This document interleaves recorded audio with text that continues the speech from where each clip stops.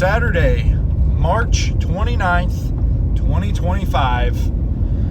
We're heading across town to Dad's house, and we're gonna put the hitch on. We're gonna hopefully put the tub on and finish welding, at least on the frame side today. Let's do it. Quick catching up to speed. Dad has welded the top of the pipe.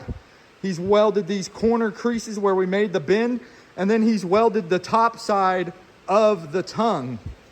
I went ahead and removed the axle for the time being so we could flip this puppy over and weld the bottom side.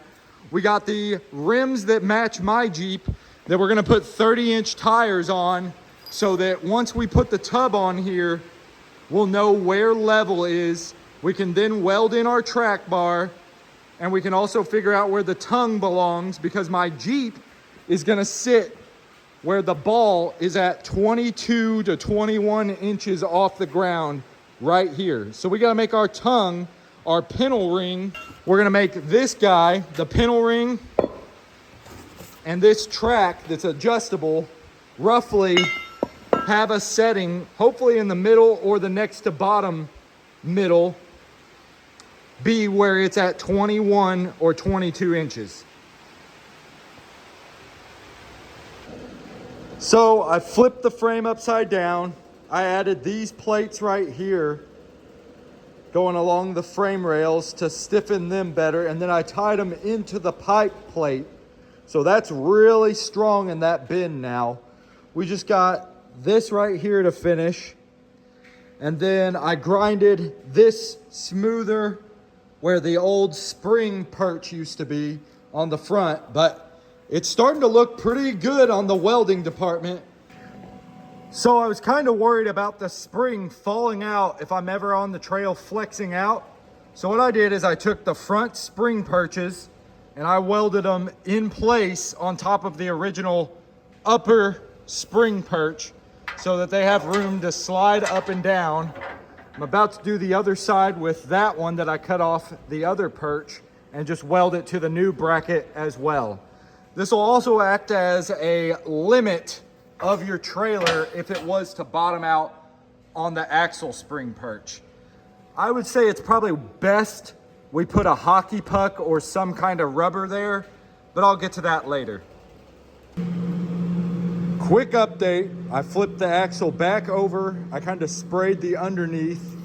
Dad's now working on the hitch. He's making a plate so that we can weld that track for the hoop right there. We're actually thinking we might take this original XJ front bar and make it work. You can see where it would mount upside down somewhere in that ballpark, and it would clear the diff, and it bolts up on this end. So we may use that to do our track bar. Well, as you can see, we got tires under this puppy. Then we got the axle bolted back to the frame. We got the tongue mounted, and right now it looks like we're gonna end up in these two and three position from the bottom.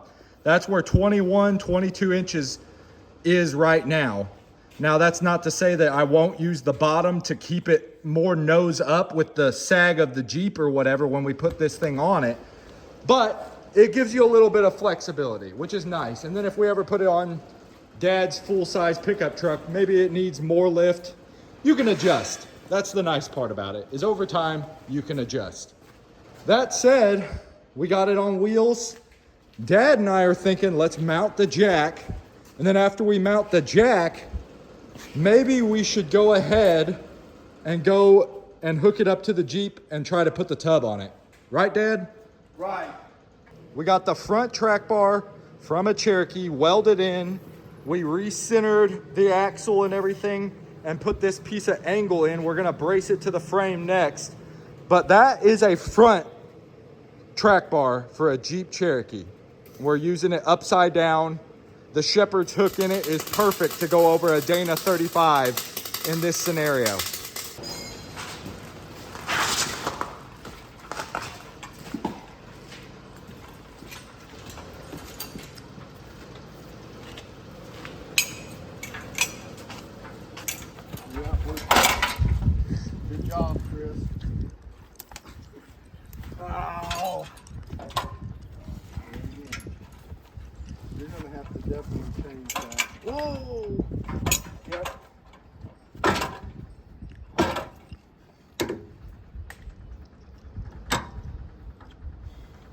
I say let's take it for a quick. Look at that. That looks really like it's meant to be that way. We built it the right height.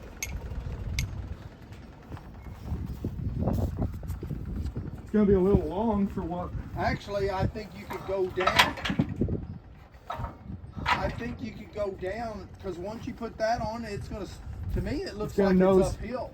Yeah, it's gonna nose up. Yeah, you might go one hole we'll figure down. it out once we get there. You could probably go on the Pintle one. Well, not Dad, the Jeep one. But want to take it for a quick spin? you know, It's crazy. We've really only put, I would say, 3-ish, 2.5 days into getting it to this point where it's on wheels. The frame is all welded together, and it's the correct height from the Pintle hitch on my Jeep, which it's gonna have great breakover clearance right there with the Jeep frame being curved for the front axle like it was. But it's looking pretty awesome so far. This has been a great episode. I'm gonna make this as a short one. Next episode is gonna be the tub getting dropped on this frame, and we'll go from there. Peace.